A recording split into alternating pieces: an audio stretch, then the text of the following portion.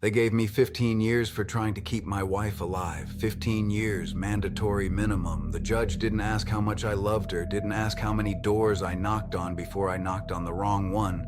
He just read the number, and I just stood there. So before you judge me, I need you to hear something, the whole thing, and then you tell me what would you have done. My name is Miguel Angel Reyes. I'm 73 years old. In here, my file says drug trafficking, cocaine distribution. That's what it says. That's the words they use. You know what I call it? I call it buying my wife 6 more months. That's all it ever was. I was a bricklayer before this. 31 years I worked with my hands. Built houses, built walls, built patios in neighborhoods where people had swimming pools and 2-car garages. I never had none of that, but I had Elena, and that was more than enough. Elena was everything. She was the whole thing.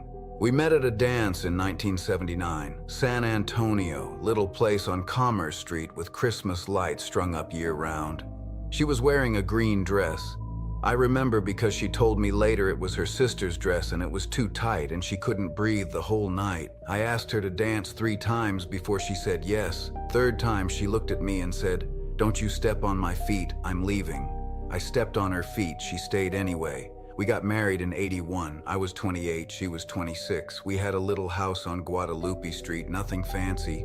2 bedrooms, a kitchen with yellow tile that she picked out herself. She used to make coffee every morning at 5:15 because my shift started at 6. 31 years she made that coffee. I never asked her to. She just did it. We couldn't have kids. We tried. Doctor said it wasn't gonna happen. Elena cried about it for a while, then she stopped crying and she said, "Well, Miguel, I guess it's just you and me then." And she smiled. And that was that. So it was just us. For 30 years, it was just us. Then she got sick, October 2010. She started losing weight, tired all the time. I told her to see the doctor. She said, I'm fine.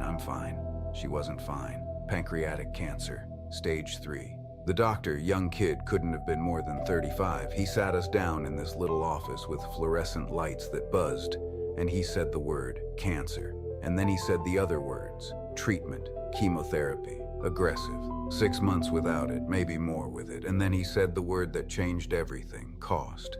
The treatment was $80,000, maybe more with complications. I was making $14 an hour. I'd been making $14 an hour for 6 years. You do the math. You tell me how a bricklayer making $14 an hour pays $80,000.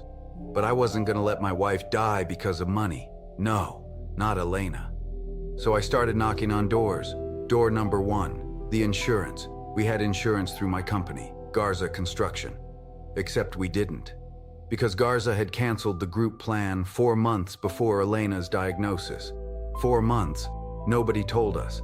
I found out when I called to file the claim, and a woman on the phone said, "Sir, your policy was terminated in June." June. Elena got diagnosed in October. Door number 2, the banks. I went to 3. First one, the woman looked at my credit score and didn't even finish the application. Second one, same thing. Third one, the man, he at least had the decency to look me in the eye. He said, "Mr. Reyes, with your income and credit history, we can't approve this loan." I said, "My wife is dying." He said, "I'm sorry."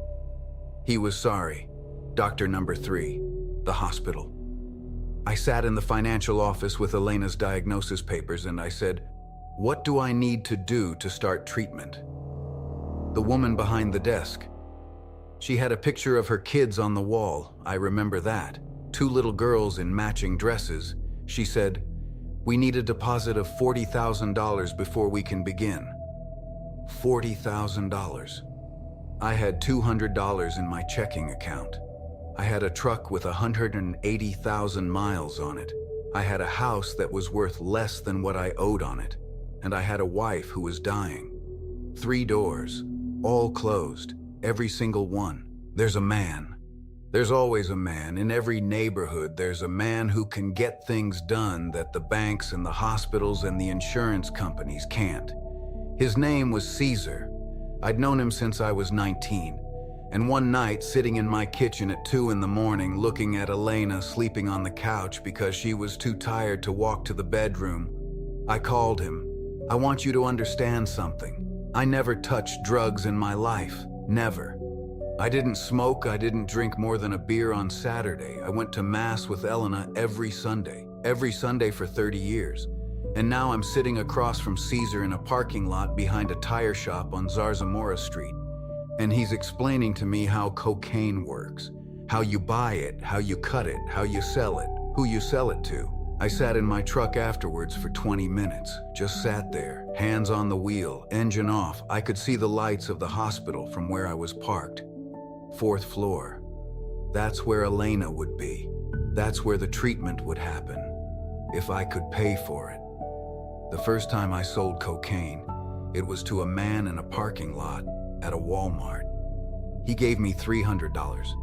My hands were shaking so bad I almost dropped the bag. I went home, I took a shower, and I stood in the bathroom and I couldn't look at myself. The mirror was right there, I just couldn't look.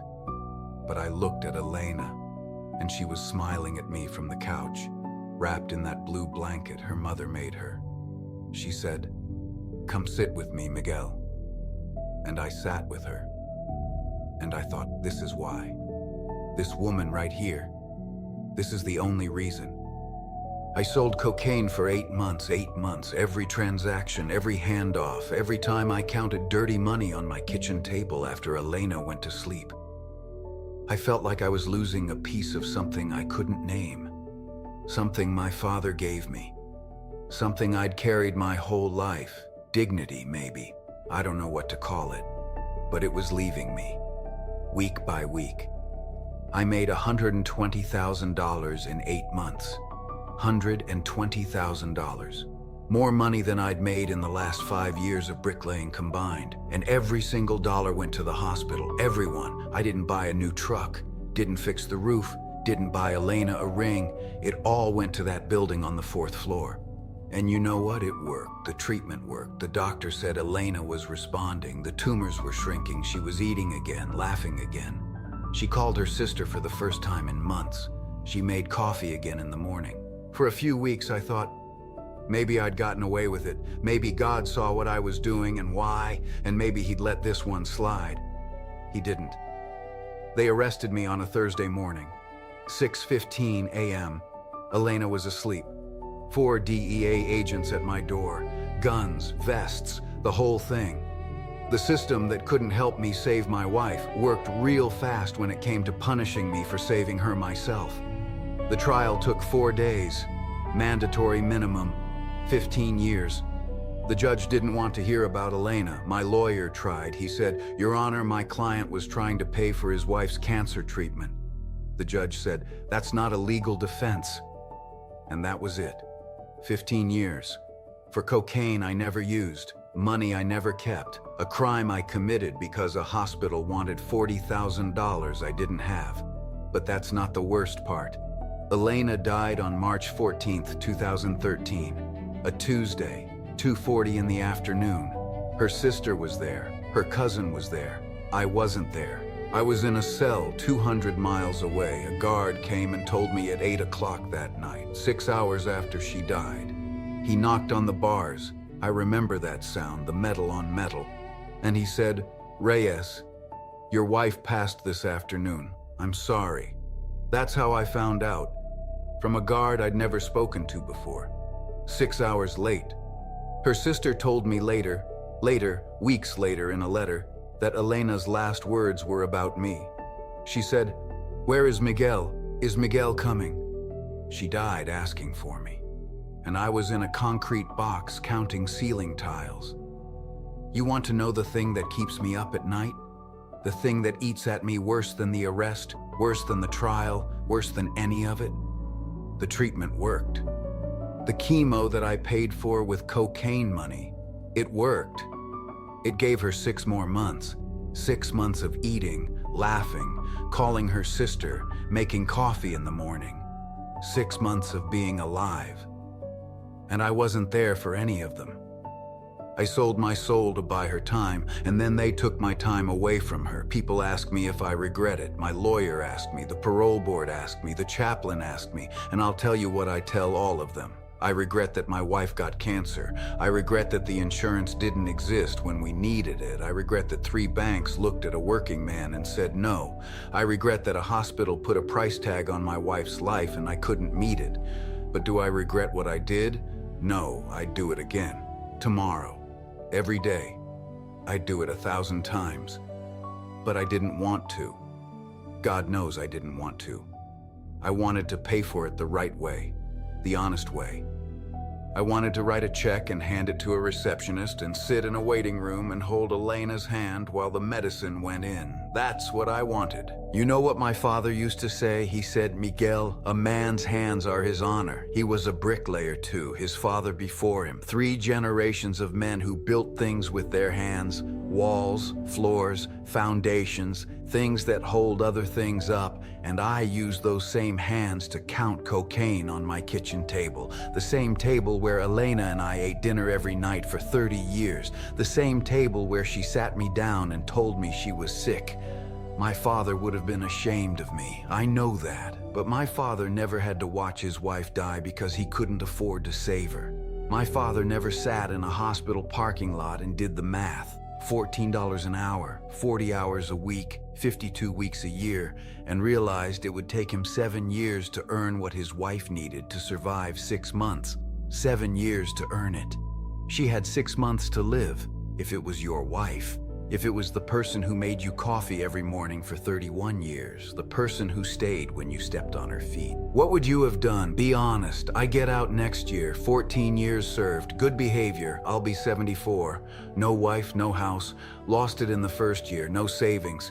Just these hands and whatever time God's got left for me. Her sister kept some of Elena's things. The blue blanket, a couple of photos, the yellow tiles from the kitchen. She pulled them off the wall before the bank took the house. I'm gonna go back to San Antonio. I'm gonna find that little place on Commerce Street where we danced. If it's still there, I don't know what I'll do when I get there. Maybe just stand in the parking lot for a while. I just miss her. That's all. I just miss my Elena.